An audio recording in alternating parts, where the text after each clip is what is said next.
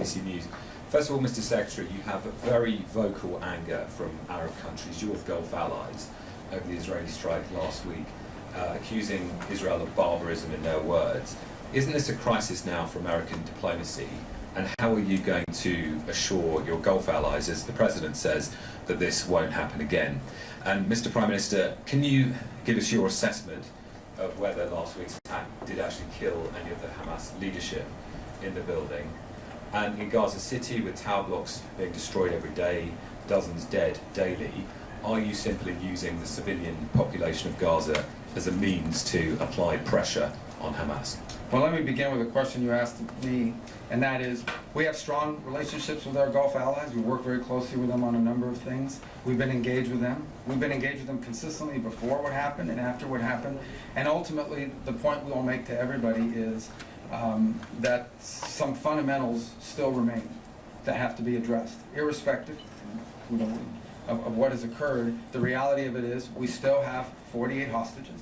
We still have a Hamas that is not only holding 48 hostages, they're holding Gaza hostage, and they're using civilians as human shields. There's still a dangerous element, and as long as they exist, as long as they're around, there will be no peace in this region, because they are not agents of peace, they are agents of barbarism. And it's still a fundamental fact that the people of Gaza deserve a better future, a future which is not possible until the hostages are all released and Hamas no longer exists. All these fundamentals still exist. They all still have to be addressed. And that's what we're going to remain focused on as we engage with our allies in the Gulf, is how can we continue to work together to address those three things which we think are pillars. Solving those are pillars of the broader construct I think all of us hope for the region. There's immense cynicism and hypocrisy in the condemnation of Israel. After 9/11, the Security Council of the United Nations passed resolution 1373. And that resolution said that states must not harbor, give safe haven, finance, plan, or allow such actions for terrorists. It didn't say some actions in this part of the world, or some nations cannot do it in this part of the world, but they can do it in another part of the world. And of course the United States acted very boldly against the terrorist havens that were given to Al-Qaeda in Afghanistan, the terrorist haven that was given to the chief terrorist, Bin Laden, in Pakistan. Those countries that are condemning Israel today did not come and say, well, what a terrible thing was done. The sovereignty of Pakistan was violated. The sovereignty of Afghanistan was violated. You don't have such sovereignty when you are effectively giving a base to terrorists and a place where they can ply their gruesome trade. So it's the right of every country under international law to defend itself beyond its borders against those who would kill their citizens, murder them en masse. That is what guided Israel.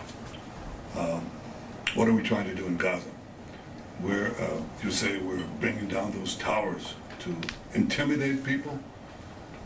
We're not bringing down those towers to intimidate people. Those towers are serving as Hamas strongholds.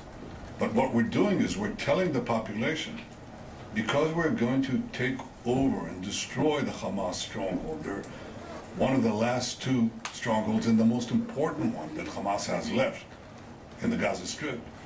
We ask you to leave. And what is Hamas doing? They're asking them to stay because they want to use them as human shields, as they've done from the beginning of the war. And we say, leave, please leave. Do leave, fast, and as fast as you can. And that's what we're doing right now. Hamas is telling them, Hamas is not only telling them, don't leave, but in previous occasions, including a few weeks ago, they shoot them. They shoot women and children in the legs, beginning with the legs, then they go higher if it doesn't work, to keep them in harm's way. So I think that to the extent that the world again is falsely condemning Israel, they should get their priorities and their facts right. It is Israel that is trying to clear the combat zones from civilians. It's Hamas that's trying to keep them in. So we'll continue to do what we can to make sure that they're out of harm's way, and we'll complete our mission which is to free all our hostages, get them all back, and make sure that Hamas is eliminated. And on the assessment of the impact of the strike, whether the leadership was killed in Doha? Well, we're still getting the final reports.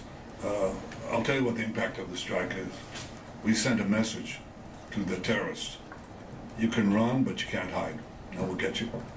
Anna Basky put first. אני ברסקי מעריב, אני ראש הממשלה.